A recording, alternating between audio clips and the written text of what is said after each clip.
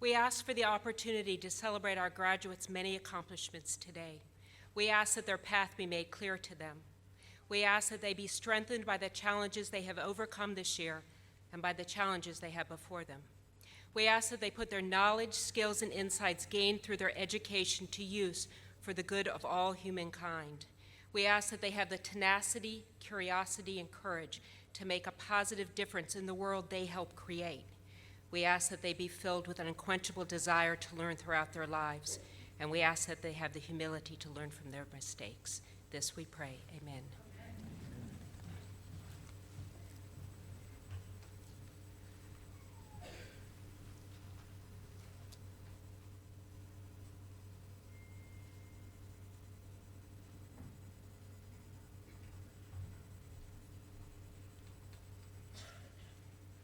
Oh, say, can you see by the dawn's early light what so proudly we hailed at the twilight's last gleaming, whose broad stripes and bright stars through the perilous fight o'er the ramparts we watched were so gallantly streaming, and the rockets' red glare, the bombs bursting in air, gave proof through the night that our flag was still there. Oh, say does that star-spangled banner yet wave o'er the land of the free and the home of the brave?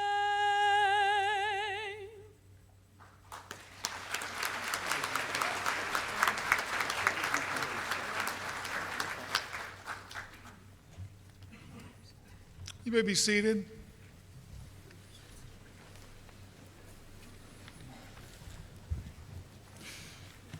Ms. Poe, thank you very much for that beautiful rendition of the national anthem.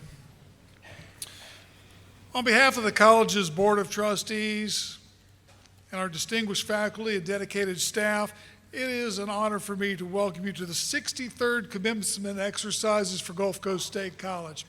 Graduation is a special occasion each year as we gather to celebrate accomplishments of our students, our faculty, and our staff. We will graduate the class of Gulf Coast State College. Will the graduates please rise and be recognized? Please.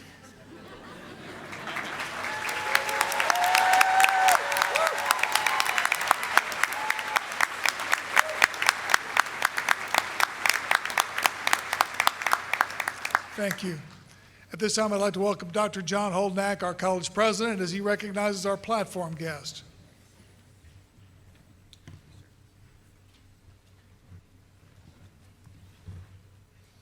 Thank you, Mr. Lewis, and I thank all the Board of Trustees here today for their steadfast leadership and support. Your presence at this commencement, which is our college's most significant celebration, emphasizes its importance. Gulf Coast held the very first commencement exercise June 1 of 1959, and 20 graduates received their Associate in Arts degrees that morning in the college's auditorium.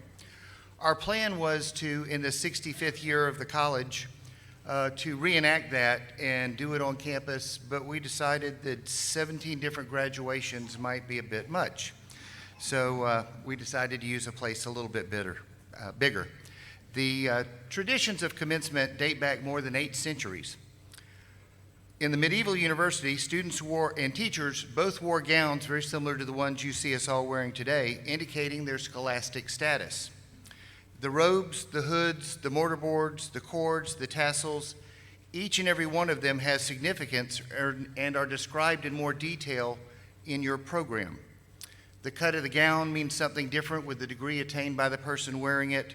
The shape of the hat, the colors of the hood indicate both what they received their major in, their degree in, and the university that they graduated from. And you'll notice when you see our faculty walk out, how different they all are, because we have a very diverse faculty that are educated in a wide variety of curriculum, and we also have people from a lot of institutions all over the country, and in fact all over the world. These symbols and traditions are important in the life of the college, and now they have meaning to you as well as you join thousands of other Gulf Coast alumni. At this time, I would like to introduce the other members of our Gulf Coast family in attendance today. You've already met Mr. Lewis, our District Board of Trustees Chair. Other trustees with us here today are Mr. Frank Hall, Mr. Steve Milloway, and Mr. David Powell. Let's give them a hand. All of our trustees are appreciated.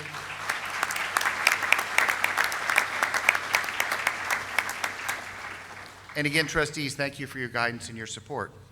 Also with us on stage today are Mr. A.J. Bacon, President of the Gulf Coast State College Foundation, Mr. Steve Lanier, Superintendent of the Franklin County Schools, Dr. Holly Keener, Vice President of Academic Affairs, Mr. John Mercer, Vice President of Administration and Finance, Dr. Cheryl Flax Hyman, Vice President of Institutional Effectiveness and Student Affairs, Mr. Glenn McDonald, Vice President of Strategic Initiatives and Economic Development, Mr. Brian Bailiff, Faculty Senate President, and Dr. Sandra Pugh, Associate Professor of Language and Literature of the Language and Literature Division. Sorry, one more. Ms. Sophie Tice, the 2021-22 Student Government Association and Student Body President. Please join me in welcoming all of our honored platform guests.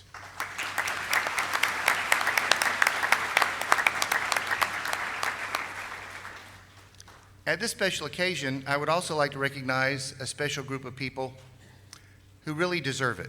Those who are currently serving or have served in the United States Armed Forces. Our administrators, faculty, and staff, many of whom are prior military themselves, are committed to helping the military community here in our region and their families be successful in college. We support the students, the veterans, and their families in achieving the educational goals that they need to be successful. With that in mind, it's our privilege to honor graduating active duty and veteran students with designated cords around their necks that are red, white, and blue.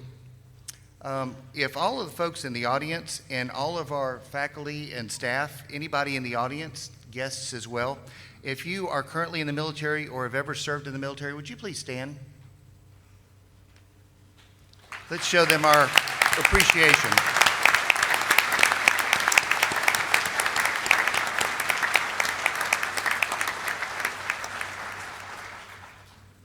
Again, we can't thank you enough for service to our nation and for defending the freedoms we all enjoy, and we will never forget the sacrifices you and your families have made so that we can enjoy the freedoms that we have. Before we present to you the candidates for graduation, I would like to acknowledge the faculty and the staff here at Gulf Coast. They set the standard for academic excellence across the country and across the world, and they are the embodiment of the college's vision and mission of improving lives one person at a time. From standing in front of a classroom and teaching or helping students to enroll and register for classes, for everything you do, we thank you. I would like to ask you to please stand and be recognized.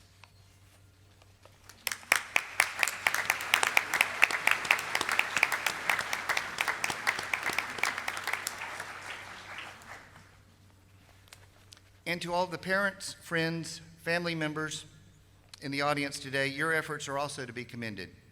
Students, please give your loved ones, your friends, those who have come here who have been in support of you during your whole academic career, please give them a round of applause for the recognition they deserve.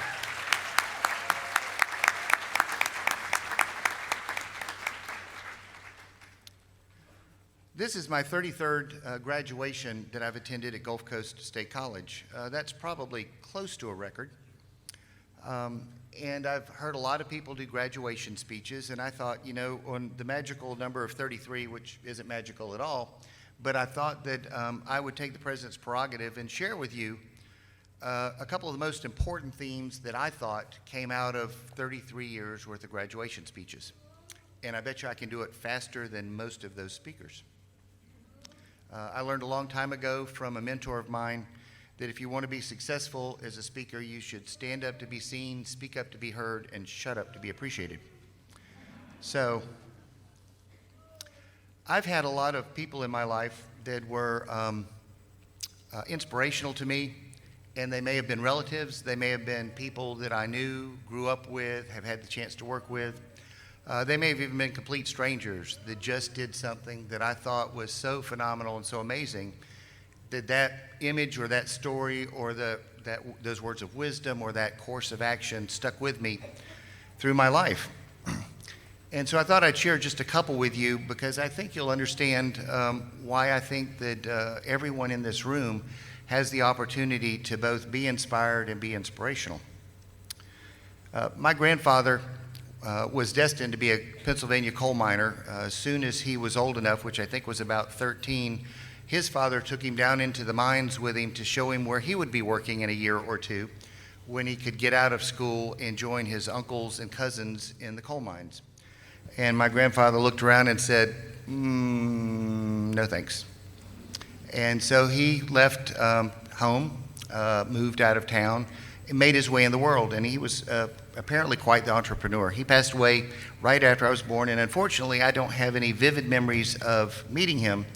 But my grandmother, his wife, used to regale me with some of the stories about him. And he owned a gas station on one of the main roads from New York City into Pennsylvania, one that goes from New York City to Philadelphia. And he owned this gas station, and my father had to work in it when he was young. But my grandmother would tell me this story. During the Great Depression, a lot of people that left New York didn't come out in cars, they walked because they had lost everything and they were off in search of a new life somewhere. And she told me that every year when it started to get cold, she would go buy my grandfather a brand new, nice warm coat because he worked outside with his hands, and no heating in the bays for work at in the garage. And about once every week or two, he would come in for lunch because their house was right next door to the gas station, and he'd be shivering. And she'd say, "Why aren't you wearing your coat?" And he would get this sheepish look on his grin. And my grandmother knew that he'd given away his coat, that somebody coming by needed it more than he did. And so without the chance to really meet and know this man, hearing the stories about him from my earliest ages were some that taught me to know and understand that you got to look out for each other, that it's part of who we are to try and help people that need a little bit of help, that may need a hand up and not a hand out. A number of years later, I was a teenager and digging through and looking for something in the house, and I found this box of old letters. And the letters were from my uncle to my parents when my uncle was a fighter pilot based in Vietnam. And I didn't know a whole lot about him at the time, and there was a couple of other pieces of information in the box, that he was a decorated war hero, that he had got a Distinguished Flying Cross and some Bronze Stars and Purple Hearts and a whole litany of things that I really never knew much about my uncle. I just thought he was kind of cool. And but what really struck me is I found a couple of these letters, and my parents were school teachers in Bay County from long before I was born, even my grandparents on my mother's side. And in the early 60s, those of you who work on the faculty, you may not know this, and some of you, probably many of you in the room may not know this, but back in the 60s, it was still legal for teachers to go on strike in Florida. And in 1967, there was a teacher strike. And eventually I ended up working in a community college because my parents left teaching in Panama City and moved to Pensacola, and my father eventually ended up at Pensacola Junior College. It's funny how life works out. But I was reading these letters from my uncle to my father before that incident, but when all of the turmoil that was going on in the community and amongst teachers and all of that was going on. And my uncle, who flew about 150 combat missions during a couple of tours that he had in Vietnam, was not regaling my father with stories from Vietnam of either heroic events or crazy dangerous activities. My uncle was telling my father how proud he was of the stance that he and my mom had taken about what it meant to be teachers, and that my parents refused to walk off the job and not teach students because that wasn't who they were. They wanted to be teachers, they were teachers at heart, and they just couldn't imagine using students in that way. And my uncle, who's off in a foreign land, putting his life in danger every day, is spending his time telling them how proud he was of them for taking that stance. And I thought, man, that's again somebody who's a hero that's putting his life at stake every day for the concerns and direction of our country, who was outwardly oriented, and he was more focused on my parents and their situation than worrying about his own. And I thought, something to be learned there. A local hero of mine, and some of you may remember this tragic event, Bill Husfeld, as superintendent, was in a school board meeting one day, and a person who had some significant mental health problems pulled a gun in a school board meeting. And ultimately, the story had a very tragic end. But the part that just struck me is, I think everybody in this room at one point in time in your life has probably had the opportunity to wonder what you would do in that situation, that defining moment where you either do something amazing or you fall back and let somebody else step forward. Things that we're seeing come from the Ukraine every day. And in that brief clip, I watched Bill Husfeld say to this person with a gun that they were waving around, that your beef is with me, or your problems are with me, not with everybody else in this room. Why don't you let them all go, and I'll stay with you, and we'll figure this out. And I thought, man, I don't know if I've got what it takes to be willing to do that. I hope I do, and I suspect y'all hope you do too. But that's a hero who put himself before all others to try and diffuse that situation. Ultimately, it took a different turn of events, and it was most unfortunate, and the person who pulled the gun was ultimately killed by law enforcement there. But Bill Husfeld, and he fired his gun a few times, but when Bill just said to that person, with everybody else in the room tuned out, you and I have this issue, let's work it out between us and let everybody else go. Man, that to me is selfless and unbelievable courage. Fast forward again a number of years, and in October of 2018, somebody named Michael came to visit us, and I'm pretty sure that if we were all to vote, we would have, ahead of time, we would have said, no, let's not have a Category 5 hurricane. We don't want one. Preferably make it stop, but at least send it somewhere else. But that was another opportunity where I got to see the best and the worst in people. And I choose to look at the best in almost every instance. And there were some amazing examples I had of how I needed to live my life a little bit better. And in the early days after the storm, where you needed a GPS to find your way around town, and there were lots of blocked roads, and I was taking a shortcut over through the Drummond Park area. And there was a single line of cars going between some trees, and in front of me was a pickup truck with a trailer on it, bulldozer, somebody that was obviously coming into town to help with the cleanup work. And I was kind of in a hurry to get where I was going, and they stopped right in front of me. And I'm like, man, what's going on? I could kind of see around them, and there were no cars in front of them. They had all pulled away, and starting to get a little irritated. And then the person gets out of their truck, and I'm thinking, I can't go around them. I'm just stuck. What in the heck is going on? And I probably had some other more negative thoughts, as some of y'all may have when somebody stops in front of you and you've got a place to be. And then I saw these people coming from the either side of the road, and they're all walking towards him, and I'm thinking, okay, I'm missing part of the story here. I can't figure out what's going on, and it looks a little frightening because these people are all starting to head towards this guy in this truck. And then I see him turn around on his trailer, and he starts handing out cases of water. And he just picked a neighborhood, and he parked, and he started handing out cases of water. He didn't know these people. He wasn't from this area, but he knew people were going to be in need, and so he did that on his own. And I thought, man, I don't know that guy, and I got to really eat all of the thoughts that I've just had, because I'm thinking selfishly, and this person's thinking selflessly. And that was a better lesson to learn than the obvious lesson that I was giving myself, which was not the way to go. And just that somebody would, of their own volition and their own money, just show up in a neighborhood and do that with nobody asking him and no recognition being expected or even given. I thought, man, that's something that I need to take to heart, because this is going to be a tough road to hoe as we go through recovering from this hurricane. And after a couple days, my wife and I were able to track down my son, who had stayed in the storm in an apartment in the middle of Lynn Haven, and we thought initially safely. But it took us 2 days to get to him, and we were never more than about 5 or 6 miles away, but it was almost impossible to get to him. But the day we finally got to him, and we hugged and did all the kinds of things that you need to do when you find out that somebody's safe, and we're sitting there talking, and there's a few people still around in his apartment complex, and most of it was underwater. It had a lot of flooding in it. It was fairly deep, all in the parking lot areas. And I look across the parking lot, and there's a guy in a wheelchair trying to go across what's obviously soggy grass and really pretty bumpy. And so I yelled across to him, probably it's from here to the other side of the room, "Hey, if you'll hang on a second, I'll come over there and I'll help you get to wherever you're going," because I figured he was trying to get back to his place, or something like that.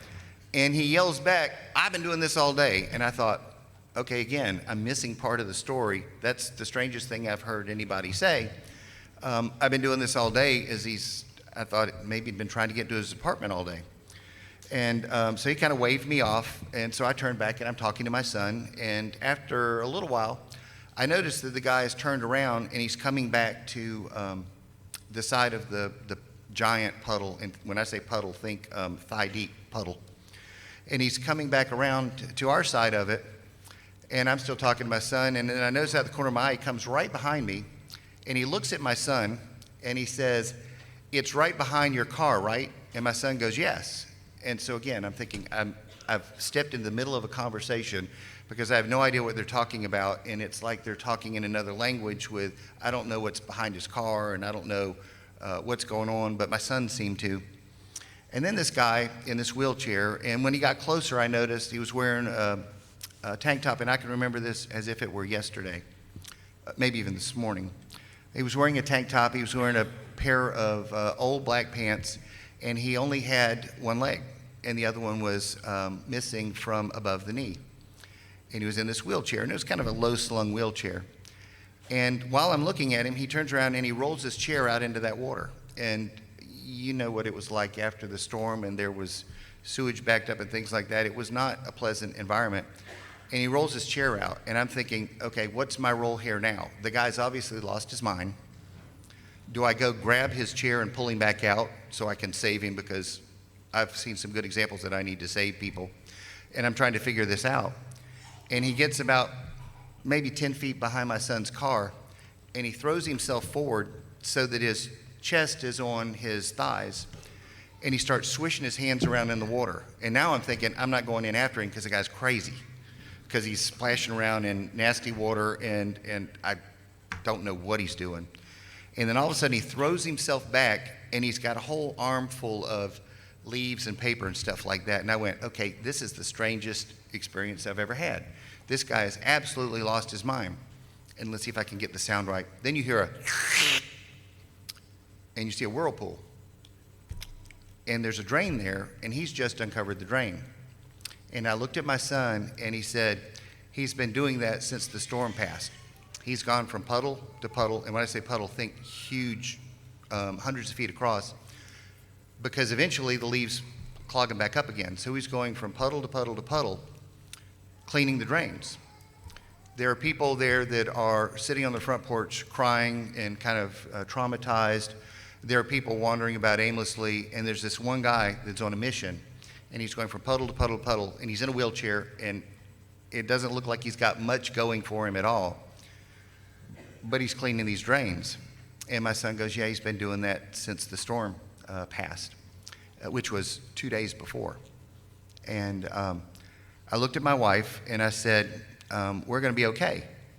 And she goes, what do you mean? And I said, because if that guy, who probably doesn't have very much going for him, and I don't know his name, never seen him again, but if that guy, who has not a whole lot going for him, spent every daylight minute that he had trying to improve his community in the aftermath of a disaster like that, in the only way that he could, I doubt that he had much money, I doubt that he had very many resources, probably had not much that he could share, but he had figured out the one thing that he could do that would help his community. And I looked at her and I said, with tears rolling down my face, our community is going to be okay because there are people like him. And I'm going to do my best to be like him because I've never seen anything quite selfless like that. Wasn't looking for recognition, wasn't looking for a pat on the back or an attaboy, was just trying to make his community's life a little bit better, his small community. If there's anything that you can do in life to try and, whether it's your families as a small community, your neighborhood, the town that you live in, the state that you live in, or maybe even these great United States, where you can do something selfless, directed towards others, that's pretty doggone amazing. And those of you who are parents, have been mentors, teachers, Little League coaches, whatever category where you're trying to help model behavior for others, I would think the epitome of what we should be doing in life is to model that selfless behavior so that other people around us, particularly young people growing up, know that that's a good thing to do, that it's an expected thing to do, and it's not one of those things you get a pat on the back for or you score brownie points for, except maybe in the next life, but that's one of the things you do. And about 3 weeks after the hurricane, my daughter, and some of you have known my daughter, she can be quite a force of nature. She lived in Atlanta, and she wanted to come down the day after the storm, and my wife and I convinced her not to, because those of you who were here, it was a little crazy and a lot dangerous, and I didn't want her to be part of the problem. So she finally told us she was coming down in 3 weeks. And I said, okay, that's probably okay by then, and I think we'll be able to work some things out. And so she never told us the circumstances under how she was coming down. But shortly after the storm, she had, her colleagues knew she was from Panama City, and I never saw any of the weather reports and news reports. Some of y'all may have, but apparently everybody in the country thought that we were all gone. And so they were stopping by her desk where she worked at Georgia Tech, and they were giving her some money for donations, and they said, if there's something that you can do for the people in Panama City, let me give you a few dollars. And she thought about that, and so she started making the rounds of all the buildings at Georgia Tech. She started going to her neighbors, and for about a week, she collected money, and she collected, and I knew nothing about this, she collected enough that she went shopping in Atlanta and bought several $1,000s, about $4,000, because she had collected about $4,500, $4,000 worth of water, food, baby food, dog food, the kinds of things that she knew, having grown up in Florida, that in the aftermath of a hurricane you might need. And she went and rented a panel truck from U-Haul, and she'd never driven a panel truck, in case you wondered. She'd never driven anything bigger than a four-door sedan, and a small one at that.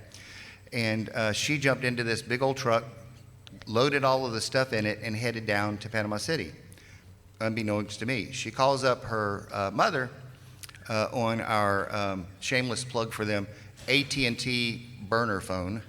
Those of you who were here then know how that all worked. And got a hold of her and said, okay, I'm headed to the area and I have some supplies to hand out. And her mom said, well, your dad's tied up with college trying to get things sorted out there, but I can meet you someplace. Where do you want me to meet you? And she said, well, meet up on Highway 231 at a church. I've talked to some of my friends from growing up in Panama City, and we're going to go to the Bayou George area, and we've already got some people there to help us. And so, unbeknownst to me, she, my wife, and a couple of friends drove all over Bayou George and handed out food, some to people who were down to their last. One woman that I remember distinctly, my wife telling me, or my daughter telling me, that when she asked what the woman wanted, the woman said, well, what do you got? And she said, we've got some food, and she started crying. And my daughter said, why are you crying? And she said, well, I was down to my last jar of baby food. And she said, oh my God, do you have a child here? Because I've got some baby food. And she said, no, I take care of my grandson every once in a while. And he wasn't here, but I was eating his food, and I had one jar of baby food left. And I thought, God had her go down that street and go to that neighborhood, because a lot of help, an amazing amount of help came to this community, but it kind of started in the middle and worked its way out. And Bayou George was pretty far out there, and she was picking dirt roads and driving down them and looking to help people. My only involvement was picking her up at the U-Haul the next day where she dropped the truck off. And then she told me what she had been doing. And I was floored. And as a coach, a teacher, a parent, you really hope that some of the best of you rubs off in your kids. And I knew that day that at least in one little instance that my wife and I had made an impact on our daughter, that she didn't think twice about it. There were no newspaper articles. In fact, this is the first time I've ever said much about it because she didn't want thanks. She just thought she had to do it to take care of people she never met. And that night after we dropped off the truck, and she was pretty tired, she went to bed, and next morning she got up and I said, "So, how do you feel?" And she said, "I've never felt like this before. I feel more alive than I've ever been. I feel more connected to people than I've ever been, and I'm kind of in love with everything." And I said, "Yeah, that's what selflessness gets you. It's addictive, and it makes you want to do it more." And so, you know, those stories are the things I share with you because if there's nothing else that you get from anything I say, it's that looking outwardly, trying to help take care of other people, being selfless in service really helps other people, but the person that gets the real rich dividends is you. And you will grow in ways that you have never possibly imagined. So, as a common theme, after having consolidated 33 years of graduation speeches, if I could say to you, look after others. Everything you do pointed outward will bring you benefits beyond your imagination inward. Look for those inspirations in life, and they're all around you, and I still see them every day. Those were just a few that popped out in my mind when I was thinking about the word inspiration. So look for those inspirations because they'll make you feel good, but be those inspirations. They'll make you feel even better. So how about if we finish graduation? Thanks.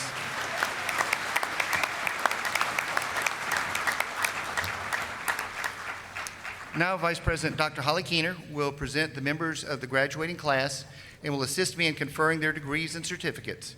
In celebration of academic excellence, we will recognize our honors graduates with special medallions and we will invite you to applaud their accomplishments as they come across the stage. Dr. Keener? Candidates for graduation, please rise.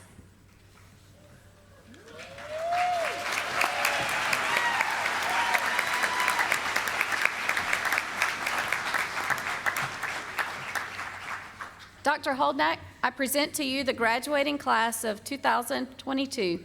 Each student has met all the requirements for graduation as established by Gulf Coast State College and is therefore entitled to receive the degree of Associate in Arts as awarded by this institution.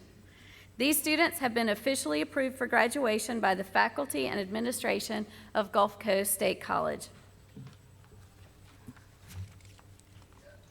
Get to the right page.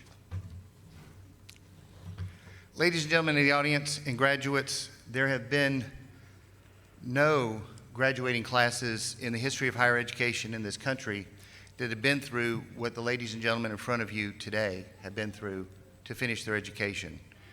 Tenacity, perseverance, courage, guts, a little bit of craziness are what it took to get through the last couple of years as they worked on an education during a worldwide pandemic. Some of these people are going on to careers in healthcare, public health, other opportunities where they'll be able to give back, as I was just describing a few minutes ago. Others are going to move on to be moguls in the world. They're going to be business leaders. They may be teachers. They're going to do some amazing things, and they're going to have as a foundation not just Gulf Coast State College, not just the love and support of the people in this room, but amazing connection to the rest of the people in the world who went through a horrific event together.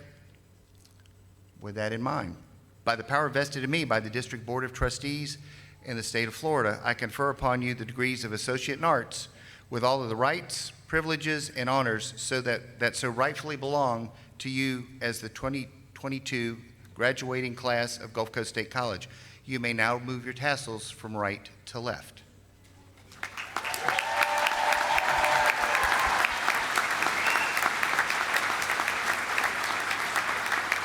Tina? Graduates, please be seated. With the first row, please come forward to receive your diplomas. Dr. Sandra Pugh will read the names of the graduates.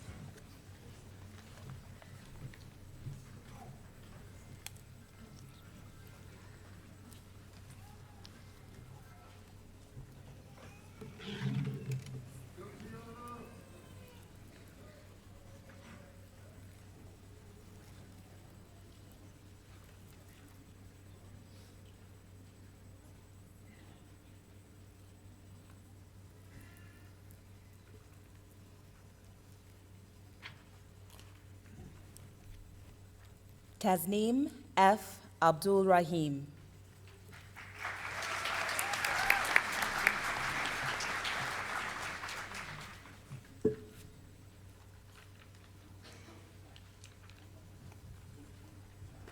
Josie C. Ackerman, cum laude.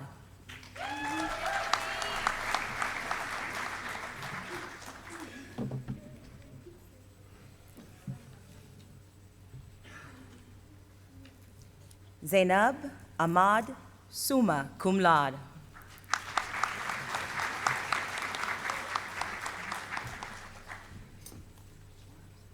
Reem Aya Albibi, summa cum laude.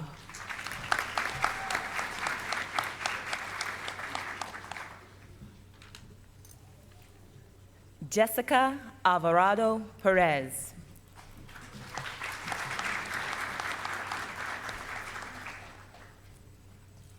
Tiana Antonelli, summa cum laude.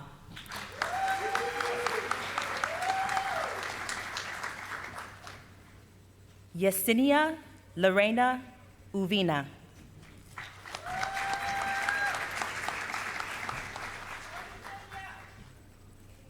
Hannah E. Bailey, cum laude.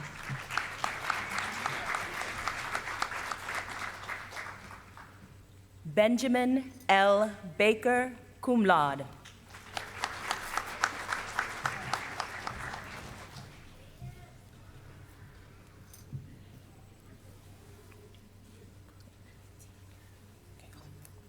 Tiara K. Bean.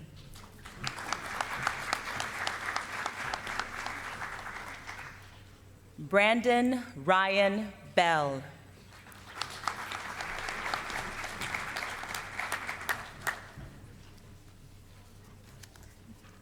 Trinity Denise Bliss.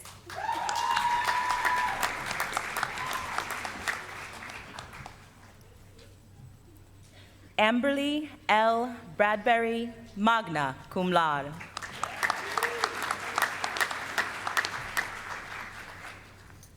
Malin A. Brock.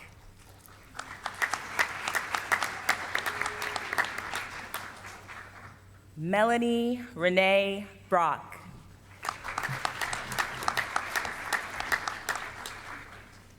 Connie Elizabeth Burke.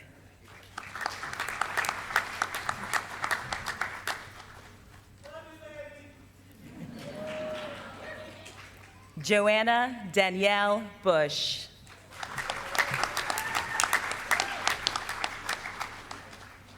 Anita Butler.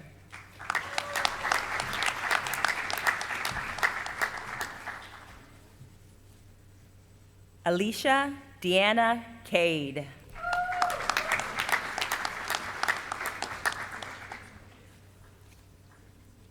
Danielle Brianna Cade.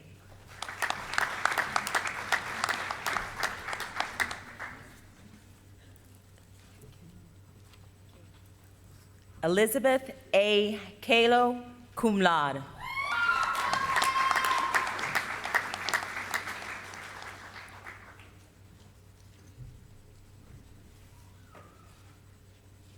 Adriana Campagna, summa cum laude.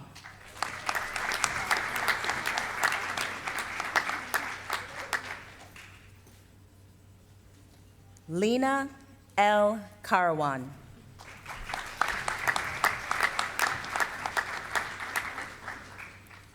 Melissa A. Cash, magna cum laude.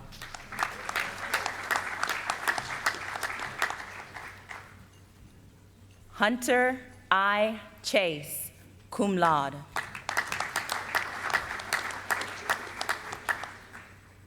Madeline Chester.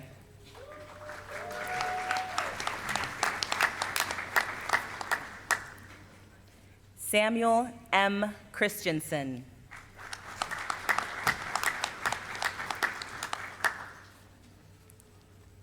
Natalia Cintron.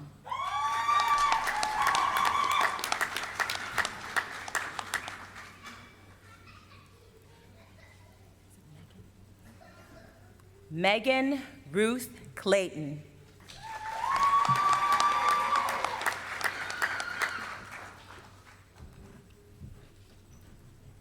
Tashana Gordon, magna cum laude.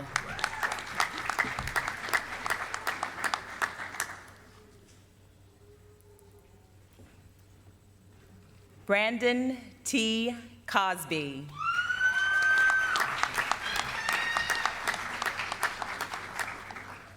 Joe Currington.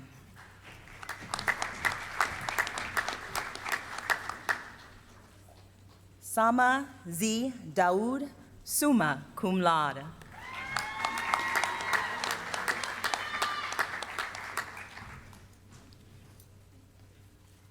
Tiffany Davies.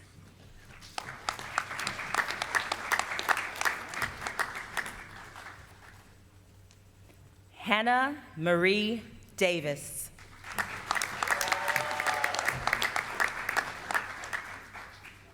Sarah J. Detzel, cum laude.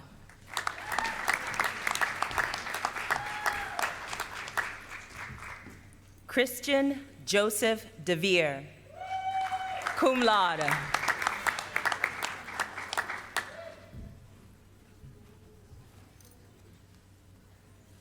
Aubrey L. Dillander.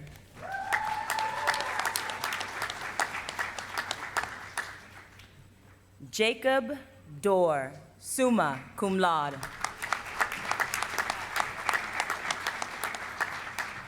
Sarah Faith Dorr, summa cum laude.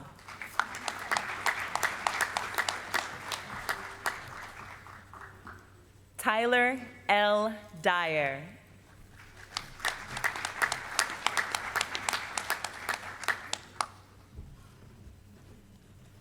Amanda L.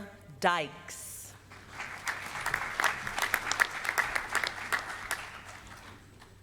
Colton H. Ellis, magna cum laude.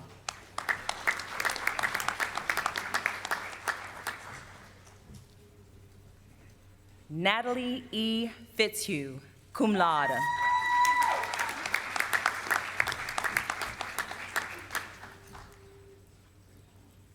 Alex J. Fulton, magna cum laude.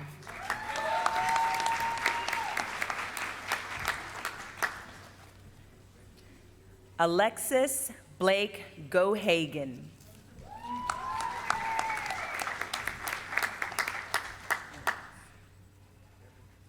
Catherine Grace Gibson.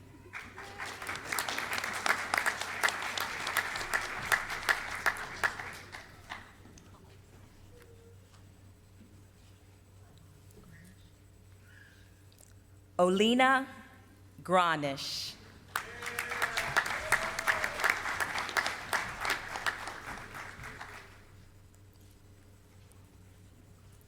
Kimberly Faye Griglin.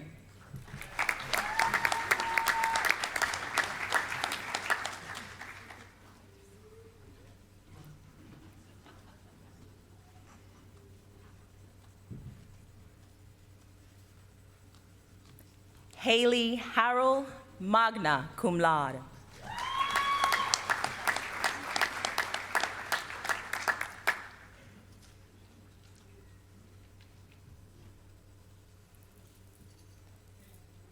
Shaylin Harris, magna cum laude.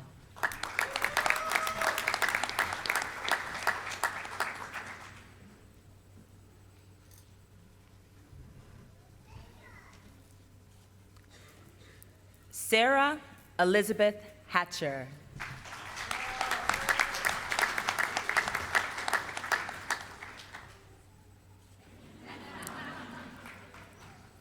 Leanna Milene Herring, magna cum laude.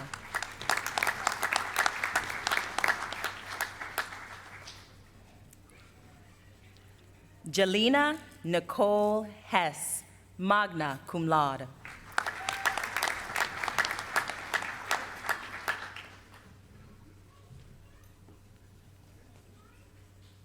Kelly L. Hill.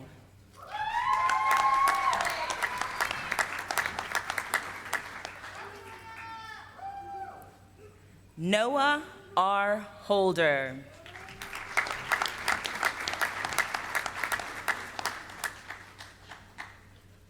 Sophia A. Holmes.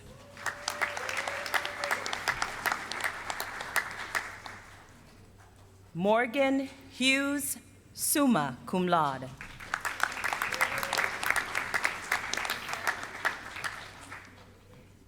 Ella Hussein.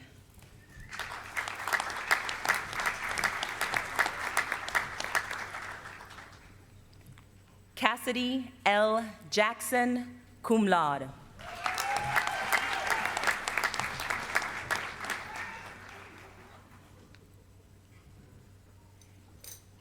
Haley C. Jackson, summa cum laude.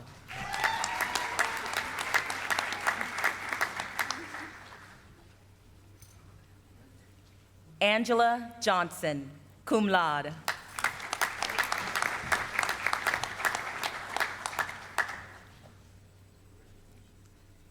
Imani Janae Johnson.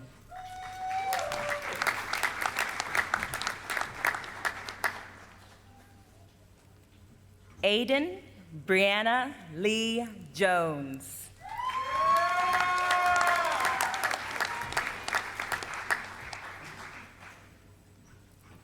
Alexis Lee Jones.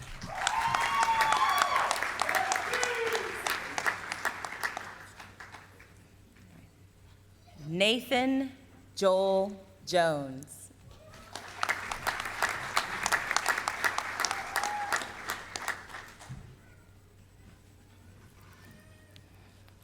Paris Rain Jones.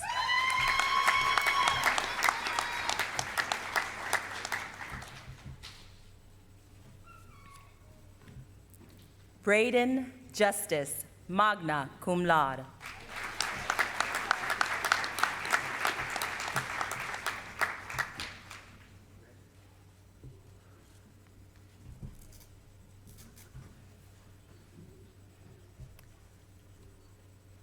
Jamie Deborah Kaltenpoth.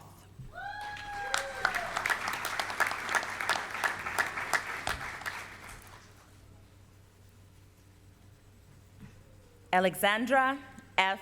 Kelly.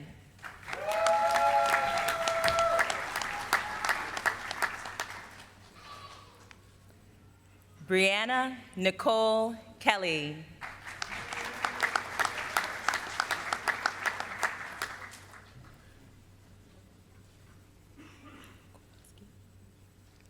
Renee B. Korkowski, cum laude.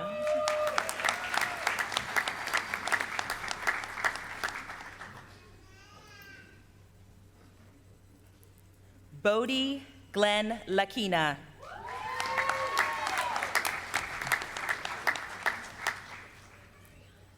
Noah K. Lee.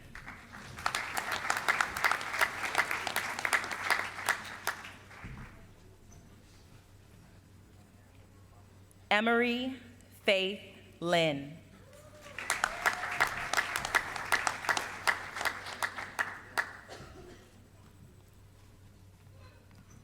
Serena Madrid, cum laude.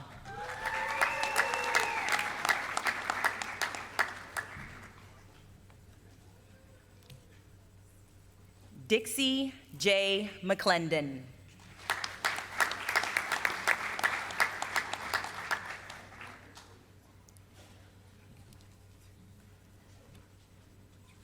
Aaron E. Z. Manley, cum laude.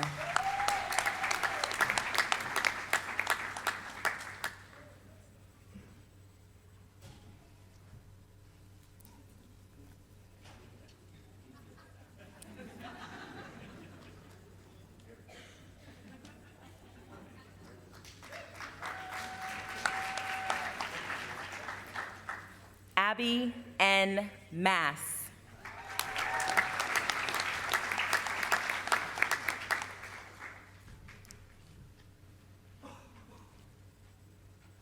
Janae Cecilia Maxwell.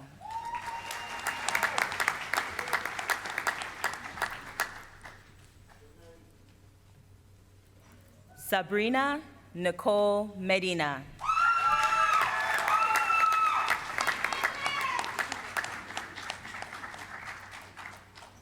Kimberly A. Meeks.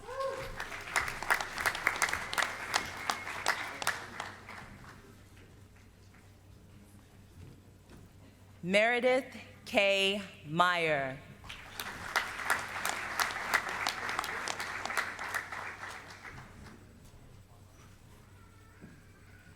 Christian Miles Renfro.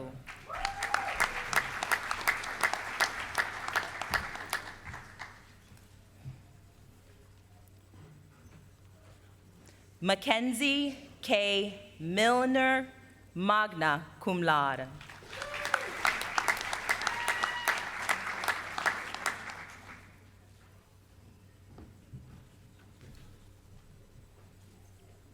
Alexis Malaysia Moneyham, summa cum laude.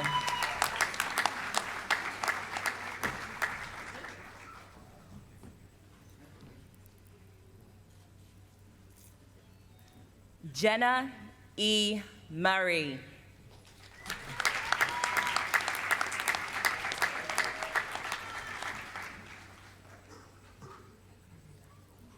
Tessa Leanne Myers.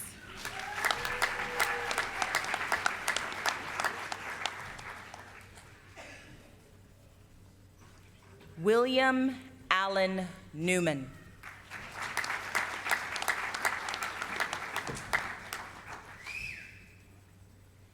Benjamin Hung Win, cum laude.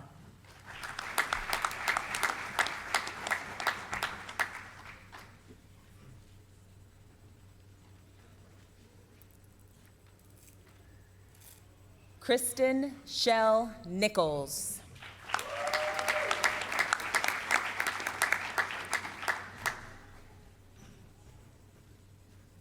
Wyatt Kendall Nichols.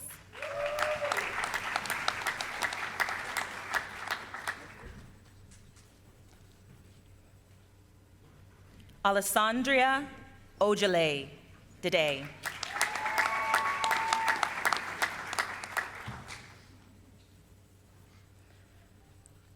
Nabila Patel, summa cum laude.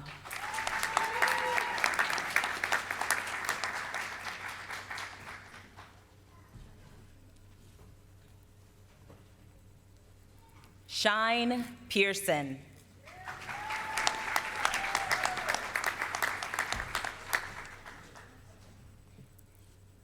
Haley Mae Penning.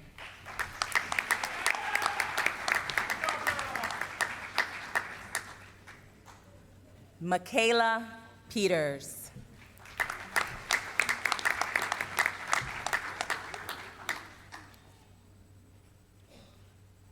Bailey Maureen Pratt.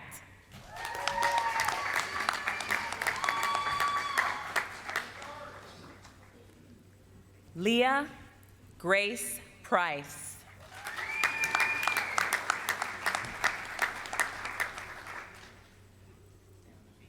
Victoria Corinne Reeder, magna cum laude.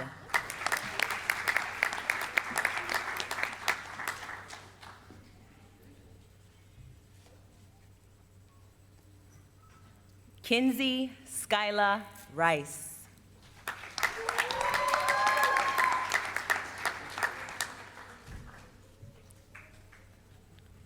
Samantha Marie Roberts.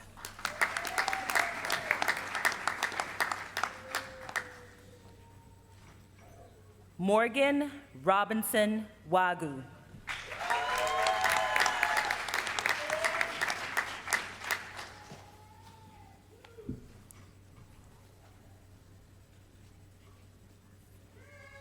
Alejandra Nicole Rodriguez.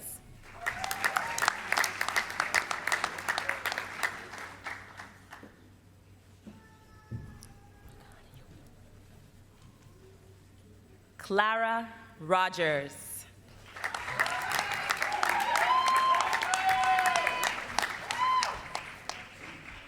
David Michael Schuler, magna cum laude.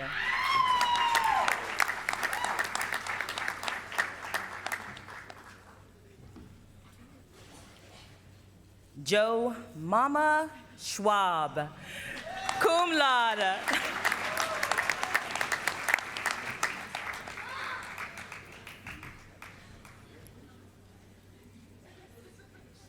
Alexandria Morgan Smith.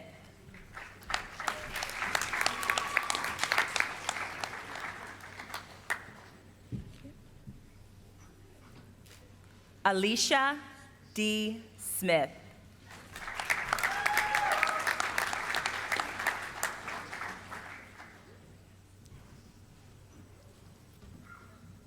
Tyler Kenneth Spalding.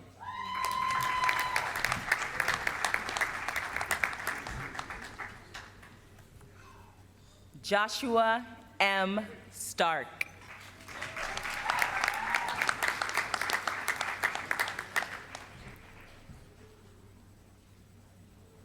Hiba Tariq, cum laude.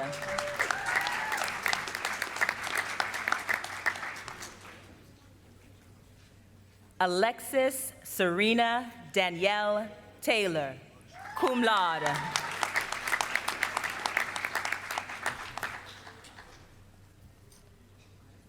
Graham W. Taylor.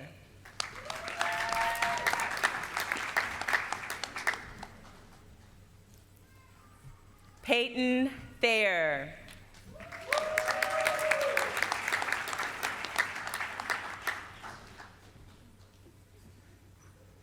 Talina A. Thompson, cum laude.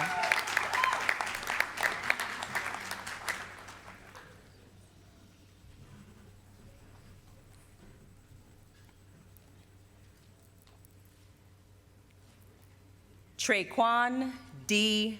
Tiller.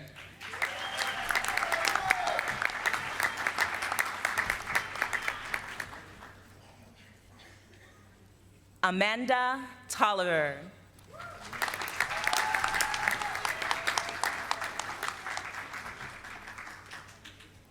Chantel Beverly Vanstone, cum laude.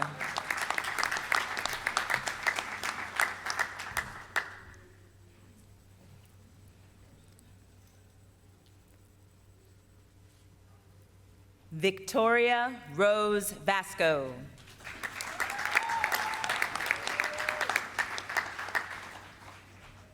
Eduardo Jose Vasquez.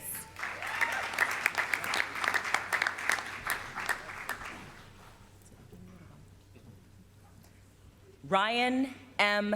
Vineyard, cum laude.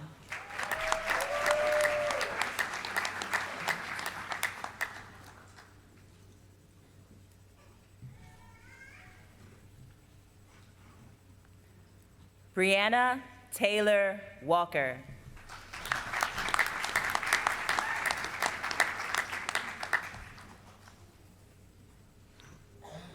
Shaylin F. Walsh.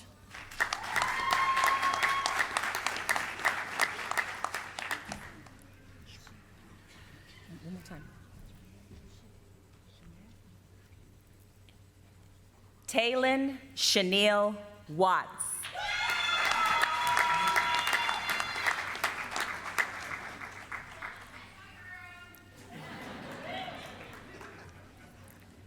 Ezra Tate Welburn, magna cum laude.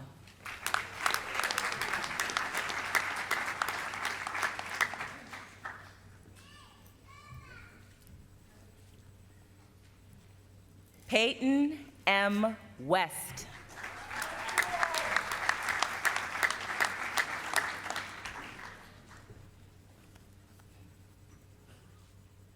Alicia S. Watley.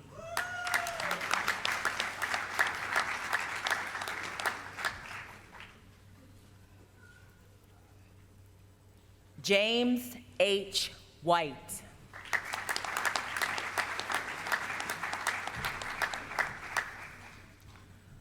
Audrey Jade Wright, summa cum laude.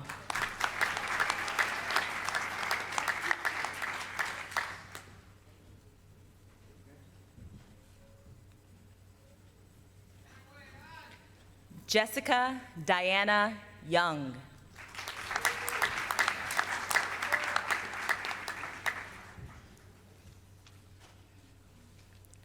Lauren Kaylani Young.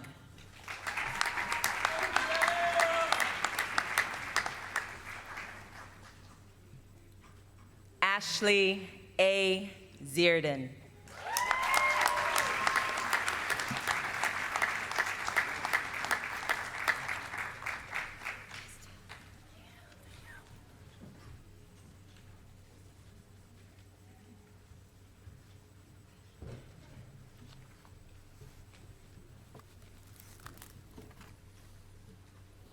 Ladies and gentlemen, I present to you the Gulf Coast State College class of 2022. Please give them one final round of applause.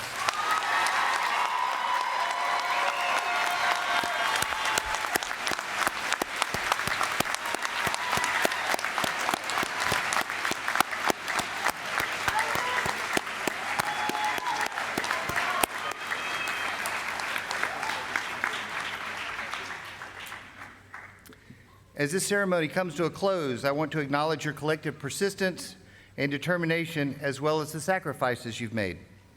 These have led you to this moment in time. The last 3 years have been the most challenging period in the history of our college and our community, and we've been making steady progress as we move forward together.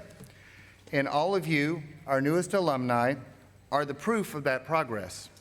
You have overcome incredible obstacles to earn the right to walk across this stage. Ladies and gentlemen, they earned the right to walk across this stage. They were given nothing. Graduates, use the power of your education and your experiences for good. Be that inspiration in someone else's life. Share your knowledge and the insights to help make our community a better place. Good luck in your future endeavors, wherever they may take you. Congratulations on your perseverance. Please rise for the benediction and the recessional and remain standing until the faculty, staff, and graduates have made their exit.